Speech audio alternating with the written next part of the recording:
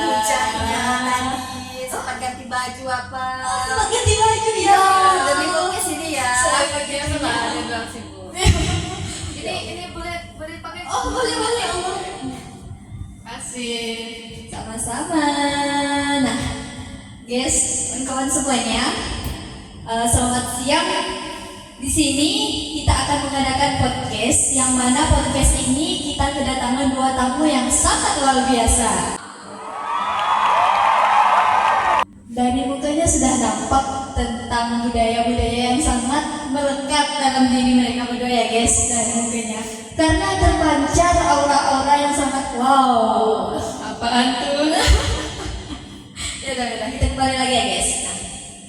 Oh sebelum itu saya perkenalkan dulu. Di sebelah saya ini ada Kak Khairul Baria. Hai. Ya, Masya Allah. Yang sebelahnya ada Kak Wiwi. Halo. Nah langsung saja nih guys. Nah, mungkin udah gak sabar nih kalian ingin mendengarkan tentang akulturasi budaya yang ada di Kalimantan. Nah, apa sih itu akulturasi budaya? Nah mungkin kita tanya dulu nih dari salah satu kakak yang ada di sebelah saya nih. Jadi siapa dulu? Kak Hairul boleh? Ya, boleh. Apa sih Kak Hairul akulturasi budaya itu? Ya, akulturasi budaya, ini kan akulturasi budaya. Ya, budaya di Indonesia ini kan banyak ya. Jadi saya mengambil di Kalimantan Barat. Di Kalimantan ini merupakan fenomena yang menarik dan kompleks, di mana berbagai budaya bertemu, berinteraksi, dan saling mempengaruhi. Hal ini menghasilkan kekayaan. Nah, contohnya itu ada tradisi robo-robo. Itu kalian tahu nggak? Robo-robo. Oh, robo-robo. Itu kalian ada? Ada dong. Itu spiral. Nah, itu. Nah, robo-robo ini biasanya ada di Mempawah, di mana tradisi robo-robo ini merupakan tradisi masyarakat Melayu Mempawah yang kental dengan mempengaruhi Hindu ya, dan Islam. Tradisi ini dilakukan dengan cara mengarak miniatur masjid di replika perahu hias yang diiringi. Nah, kadang di robo-robo ada ketupat. Ya, tradisi kita pasti ada ketupat robo-robo itu. Oh, ada juga. Ya, ada robo. Kira saya di lebaran aja gitu kan. Ya. Robo-robo ada juga kayaknya. Ya, makan di jalan kadang ya, ada yang dikasih tempat. Seru ya kayak gitu. Tempat kalian robo-robo ada? Enggak ada Ada. sih. Ada. Robo-robo Enggak ada. Khas makan kalian di robo-robo apa? Karena saya nggak ada, jadi mungkin Kak Wiwi apa Kak Wiwi ada? Kalau di daerah saya itu makanan khas saat robo-robo itu lebih kepada kue-kue.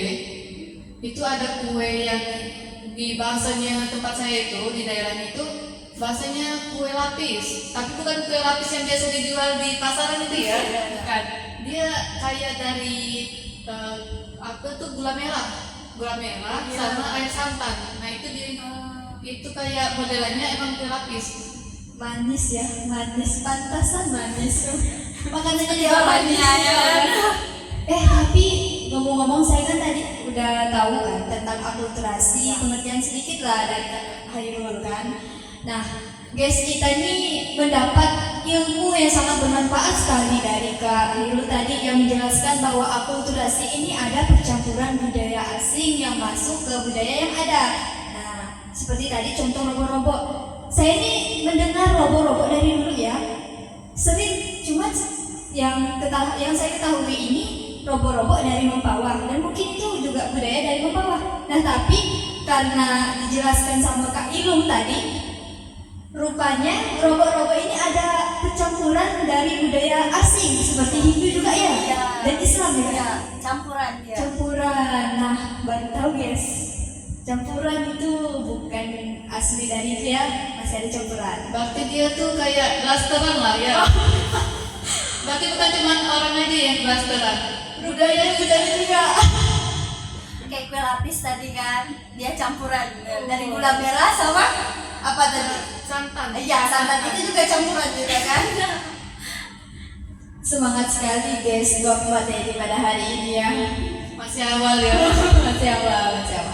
Nah mungkin untuk selanjutnya kita dengarkan lagi dari Kak Wiwi mengenai akulturasi budaya. Ya. Tadi yang udah disampaikan oleh Kak Irul atau biasa dipanggil Kak Irul itu ya, itu lebih ke akulturasi budaya di Borneo ya atau Kalimantan Barat. Kalau yang ingin saya bahas ini nih, itu lebih ke Kalimantan Timurnya. Oh, Kalimantan Timur. Wow. Di Borneo ini kan banyak wilayah kan, Kalimantannya ada timur, barat, gitu kan. Selatan ada ya. Selatan ke utara. Itu lagu. Oke. Jadi di Kalimantan Timur ini, dia tuh sebelum penduduk aslinya itu sebenarnya dari Jawa, dari Pulau Jawa. Mereka dulu migrasi ke Kalimantan Timur. Nah, setelah mereka menetap di Kalimantan Timur itu, mereka memiliki budaya ciri khas mereka masing-masing. Tetapi mereka tidak meninggalkan budaya mereka yang dari Jawa. Tuh. Nah, di sini budaya mereka itu dicampurkan sedikit lah dengan dengan ciri khas di Kalimantan Timur. Kayak misalnya contohnya dalam budaya ini kan macam-macam kan. Ada tarian gitu kan. Terus ada bahasa, terus ada juga kuliner.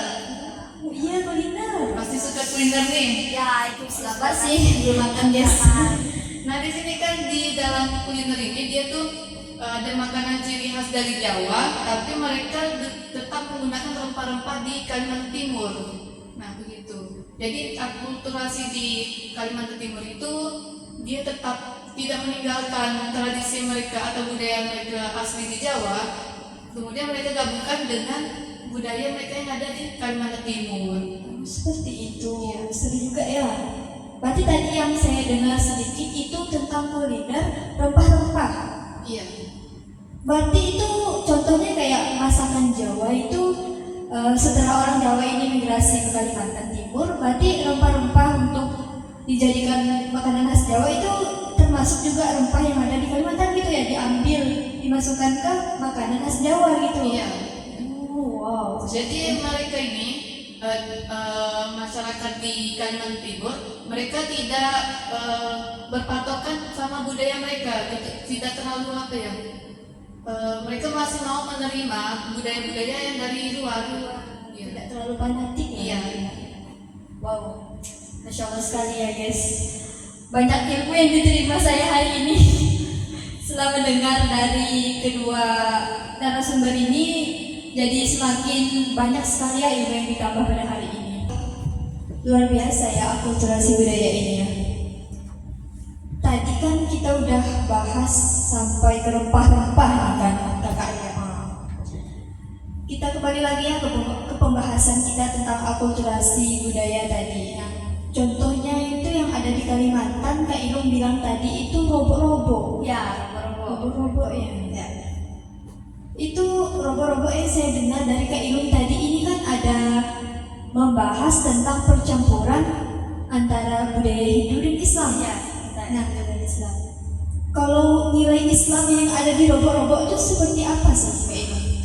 nih ya di tempat saya itu ya pribadi ya, di sana nilai Islamnya di robo-robo itu kayak membaca doa-doa keselamatan, doa selamat gitu ya. Itu ada ustadznya yang memimpin doa. Iya, berarti kalau misalkan nilai Islamnya itu ya kayak seperti doa-doa lah gitu ya. Iya, seperti yang orang Islam lakukan gitu kan. Itu. Tapi ya, kalau membahas tentang robo-robo ini, saya pernah dengar cerita-cerita nih kan. Kalau robo-robo ini ada semacam ritual. Nah, kalau yang ada di pikiran saya nih Kak Ilo, maaf ya Kak Ilo ya. Ini nih kalau ada ritual pasti ada sesajen gitu kan. Sesajen ya. Sesajen. Itu bagaimana sih? Sedangkan tadi kan juga ada nilai Islamnya. Jadi saya niru sendiri guys. Mungkin bisa nanti dijelaskan oleh Kak Ilo ya. Itu bagaimana sih Kak Ilo? Ya, kalau di sesajen itu di tempat saya bukan sesajen namanya ya.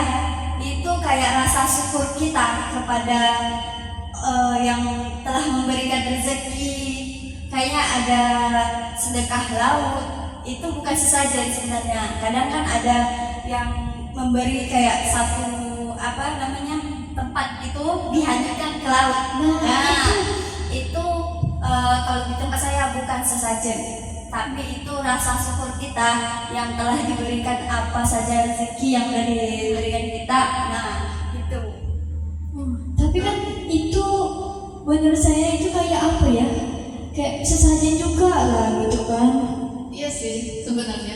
Kalau dari yang dijelaskan sama Kak Iro itu ya, dari maknanya itu emang seperti sesajen atau sesajian gitu ya. Bukannya itu dalam bentuk seperti dia menduakan Tuhan gitu ya. Kayak dia tuh ada penyembahan lain selain kepada Tuhan gitu. Saya pikir juga kayak gitu sih.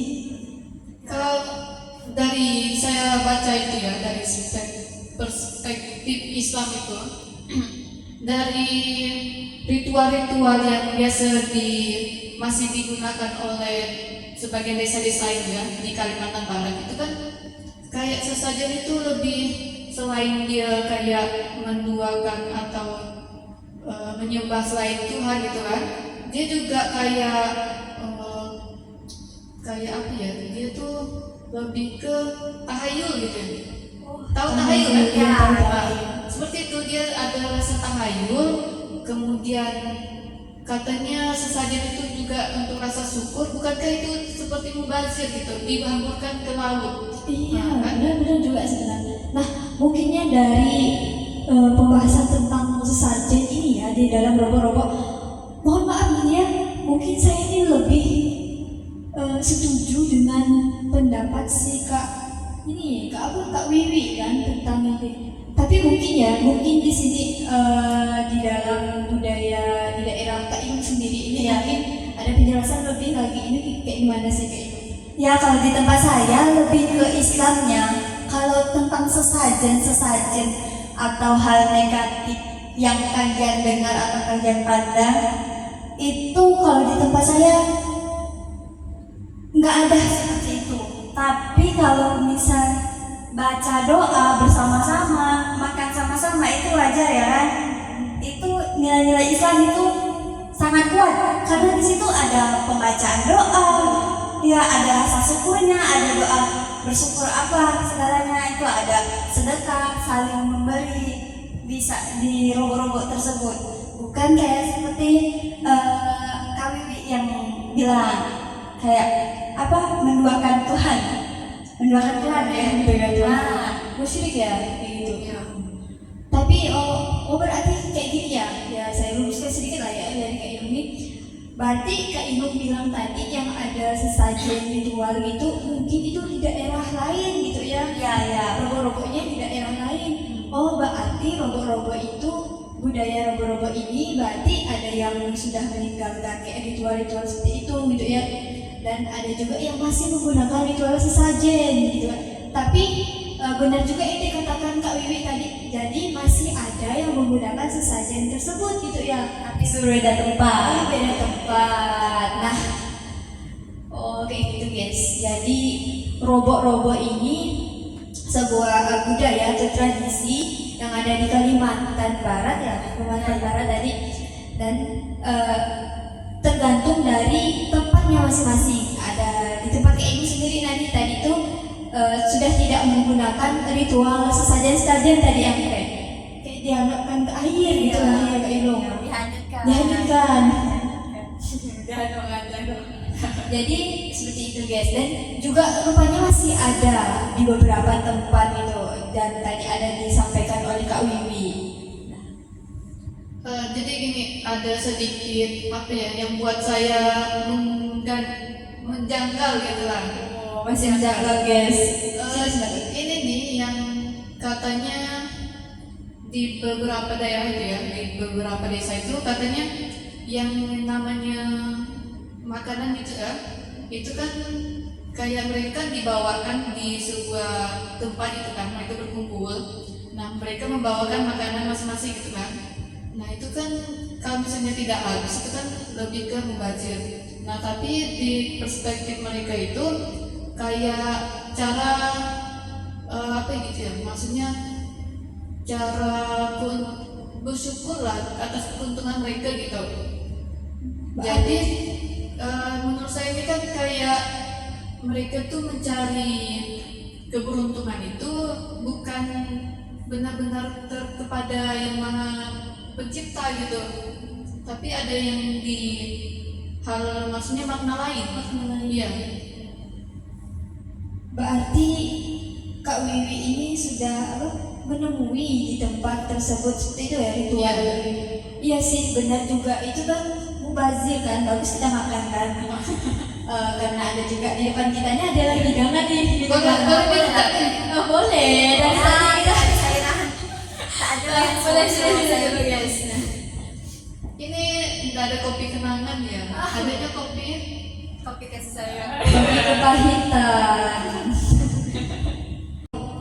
Menarik sekali pembahasan kita pada hari ini tentang akulturasi budaya yang ada di Kalimantan Barat maupun Kalimantan Timur tadi ya, banyak sekali. Dan kita tidak sia-sia menghadirkan tamu undangan yang wow sangat spektakuler, luar biasa.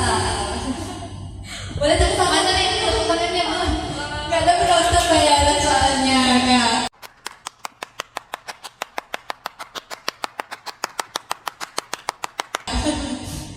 Jadi seperti itu ya guys, banyak sekali budaya-budaya kita yang mengalami akultur dengan budaya asing.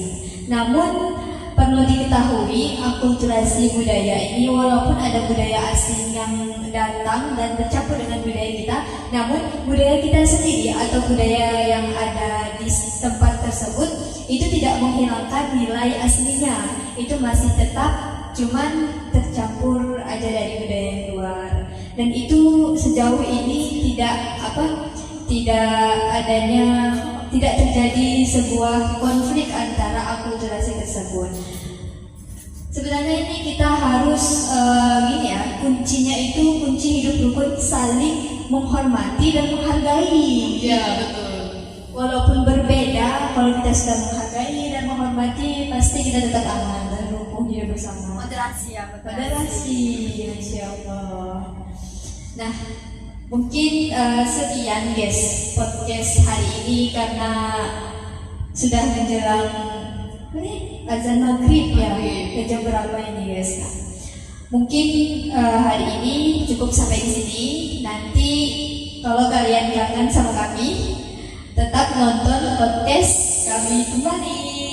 Nah, sebelumnya saya ucapkan terima kasih kepada Kak Ilung dan Kak Bibi yang pada hari ini sangat luar biasa. Tepuk tangan. Nanti nih podcast selanjutnya boleh lah undang lagi ya. Hubungi kantor. Nah, boleh. Tentunya dengan nuansa yang berbeda dan pembahasannya juga berbeda. Lebih membara. Wow, menyala. Menyala kakak. Baik guys, cukup sampai di sini dari kami. Semoga bermanfaat bagi kita semuanya. Assalamualaikum warahmatullahi wabarakatuh.